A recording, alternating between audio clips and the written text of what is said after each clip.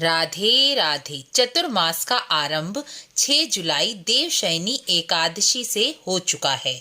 चतुर्मास भक्ति, साधना और पूजा पाठ, धार्मिक कार्य, मंत्र जप, दान के लिए सर्वश्रेष्ठ मास कहा गया है।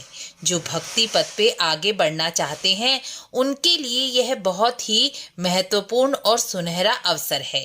चतुर्मास के क्या नियम हैं? यह नियम ना अपनाए जाएं तो चतुर्मास का पुण्य नष्ट हो जाता है। इसलिए आज चतुर्मास के नियम बताए जा रहे हैं। पहला, चतुर्मास में किसी भी एक विकार पर नियंत्रण अवश्य ही करें।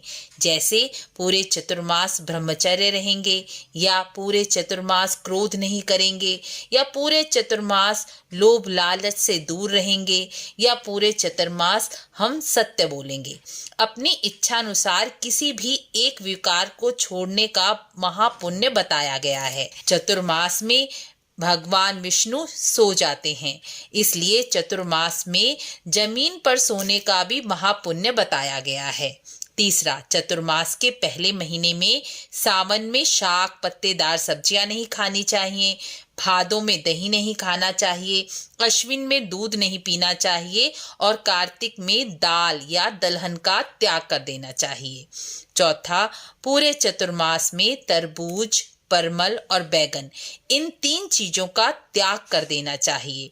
देवशयनी एकादशी के बाद चतुर्मास में यह खाद्य वस्तुएं खाने से चतुर्मास में किए गए सारे पुण्य फल जल जाते हैं।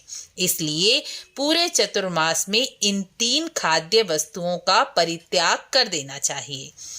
सनकादिकों ने कहा है कि हरि भक्ति चाहने वाला चतुर्मास में उड़द का त्याग कर दे।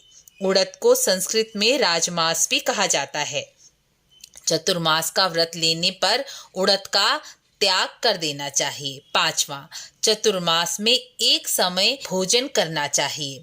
एक समय सात्विक भोजन करने से शरीर और मन दोनों ही स्वस्थ हो जाते हैं। 6, चतुर्मास में गौ सेवा अवश्य ही करनी चाहिए। चतुर्मास में नाम जप को बढ़ा देना चाहिए। चतुर्मास में अपने इष्ट का मानसिक पूजन अवश्य ही करना चाहिए। चतुर्मास के यह नियम अपनाने से चतुर्मास का पुण्य फल अधिक हो जाता है। राधे राधे।